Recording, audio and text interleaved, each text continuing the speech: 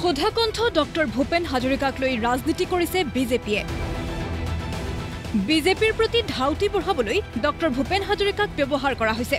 অৰুণাচলত হ'বলগীয়া সুধাকণ্ঠগৰাকীৰ জন্ম শতবৰ্ষৰ অনুষ্ঠান হাইজেক কৰি অসমত অনুষ্ঠিত কৰিছে অসম চৰকাৰে। এই বিস্ফোৰক মন্তব্য কংগ্ৰেছৰ সাংসদ প্ৰদ্যুৎ বৰদলৈ আৰু বিৰোধী দলপতি দেৱব্ৰত শইকীয়াৰ। অৰুণাচলৰ লগত ভূপেনদাৰ বহুত ভাল সম্পৰ্ক আছিল। সেই গতিকে যি ভূপেন হাজৰিকা ন্যাসে প্ৰকৃততে অৰুণাচল চৰকাৰৰ সহযোগত এই কামখিনি কৰাৰ কথা আছিল আৰু এই বিষয়ে গম পাই অসম চৰকাৰে প্ৰকৃততে হাইজেক ইংৰাজী শব্দ হাইজেক হ'ব গোটেই ঘটনাখিনি হাইজেক কৰি অসম চৰকাৰী অসমৰ পৃষ্ঠপোষকতাত কৰিব বিচাৰিলে একমাত্ৰ ৰাজনৈতিকভাৱে ভূপেন হাজৰিকাক ব্যৱহাৰ কৰিবলৈ আৰু যিটো তেওঁৰ পৰিয়ালেও এতিয়া আপত্তি কৰিছে। আমিও এই কথা অনুভৱ কৰোঁ, যিহেতু ভূপেনদাৰ একমাত্ৰ পুত্ৰ আমেৰিকাৰ পৰা ইয়ালৈ আহিলে তেখেতকো মঞ্চত এটা পৰিচয় চিনাকি কৰাই নিদিলে। এনে এজন মহান অসমীয়াৰ পুত্ৰক অসমৰ জনগণৰ মাজত চিনাকি কৰাবলৈও বিজেপি দলে ৰাজনৈতিকভাৱে ব্যৱহাৰ কৰাৰ বাবেই নকৰিলে। যেতিয়া মোদী ডাঙৰীয়াই ক'লে যে ভূপেন দা ইউনাইটেড ইণ্ডিয়া বাই ভইচ, এইটো একেবাৰে সঁচা কথা। কিন্তু সেইজন ব্যক্তিয়ে এইটো কথা ক'লে, কিন্তু তাৰ বিপৰীতে বিজেপিয়ে কিন্তু সদায় ভাৰতবৰ্ষক হিংসাৰ ৰাজনীতিৰে, বিভাজনৰ ৰাজনীতিৰে ভাৰতবৰ্ষক বিভাজন কৰি আছে। গতিকে এই কথা আৰু কামৰ মাজত তেওঁলোকৰ সদায় পাৰ্থক্য থাকে। তথাপিও মোদী ডাঙৰীয়াই এই অনুষ্ঠানত ভাগ লোৱাৰ কাৰণে আমি তেওঁক ধন্যবাদ জনাইছোঁ। অহং আমাৰ ৰূপহী গুণৰো নাই হেজ।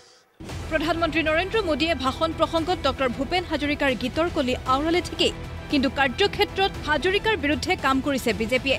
ডক্টৰ ভূপেন হাজৰিকাই সমতা আৰু সৰ্বহাৰাৰ কথা চিন্তা কৰিছিল, কিন্তু বিজেপিয়ে সেই কথা চিন্তা নকৰে।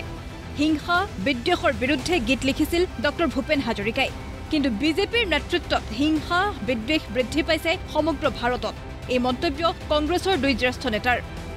যে we are taking his songs, তাৰমানে ভূপেন হাজৰিকাৰ songs and his message and his life journey to every home in India. We are taking, এইটো একেবাৰে মিছা কথা ক'লে তেওঁ। কাৰণ তেওঁ ঘৰে ঘৰে গোটেই ভাৰতবৰ্ষত, অসমত ঘৰে ঘৰে তেওঁ এই ভূপেন হাজৰিকাৰ বিশ্বজনীন যিটো বাৰ্তা, তেওঁ সেই বাৰ্তাই অনুভৱ কৰিব নাজানে। বিজেপিৰ নেতৃত্বই, RSSৰ নেতৃত্বই সেই বাৰ্তাই, ভূপেন হাজৰিকাৰ বাৰ্তাক অনুভৱ কৰাৰ ক্ষমতাই নাই। এফালে কৈছে যে ভূপেন হাজৰিকাৰ গান আমি চাৰিওফালে কঢ়িয়াই লৈ যাম, কিন্তু বিজেপিয়ে তাৰ বিপৰীতে কি কৰিছে? তাৰ বিপৰীতে তেওঁলোকে ঘৃণা, হিংসা আৰু বিদ্বেষৰ ৰাজনীতিৰ সৈতে প্ৰত্যেক ঘৰত, ইখন ঘৰৰ পৰা সিখন ঘৰক তেওঁলোক বিভাজন কৰিছে। সোমবাৰে ৰাজীৱ ভৱনত সংবাদমেল সম্বোধন কৰি এইসমূহ বিস্ফোৰক মন্তব্য আগবঢ়ালে সাংসদ প্ৰদ্যুৎ বৰদলৈ আৰু বিধায়ক দেৱব্ৰত শইকীয়াই। কংগ্ৰেছৰ মতে সুধাকণ্ঠক ব্যৱহাৰ কৰি ৰাজনৈতিক বৈতৰণি পাৰ কৰিব বিচাৰিছে বিজেপিয়ে। ইফালে মণিপুৰ ভ্ৰমণ সন্দৰ্ভত কংগ্ৰেছৰ প্ৰশ্ন, বিগত 2.5 বছৰে কিয় মণিপুৰৰ হিংসাত্মক পৰিৱেশৰ খবৰ ল'বলৈ সময় নহ'ল প্ৰধানমন্ত্ৰী নৰেন্দ্ৰ মোদীৰ? এই প্ৰায় 2.5 বছৰ হ'ল। 2.5 বছৰ মোদী ডাঙৰীয়াই ইতিমধ্যে মণিপুৰলৈ আহিবলৈ তেখেতৰ সময় নহ'ল, কিন্তু তেখেতে 39খন দেশ, হাজাৰ হাজাৰ কিলোমিটাৰ দূৰত্ব অতিক্ৰম কৰি তেওঁ এই সময়ছোৱাত 39খন দেশলৈ তেওঁ ভ্ৰমণ কৰিছে। কোনোবা দেশলৈ তেওঁ 3-4বাৰকৈ গৈছে। পেহেলগামৰ নৰসংহাৰৰ ঘটনাত তাৎক্ষণিকভাৱে মোদী ঘটনাস্থলীত উপস্থিত নোহোৱাক লৈও সমালোচনা কংগ্ৰেছৰ। যেতিয়া পেহেলগামৰ ঘটনা হ'ল, তেওঁ বিদেশত আছিলে, কিন্তু পেহেলগামৰ পৰা তেওঁ পেহেলগাম নহয়, তেওঁ বিদেশৰ পৰা বাহিৰে তেওঁ নিয়মমতে জম্মু এণ্ড কাশ্মীৰৰ পেহেলগামলৈ দৌৰ মাৰি যাব লাগিছিলে, কিন্তু তেওঁ নাহিলে।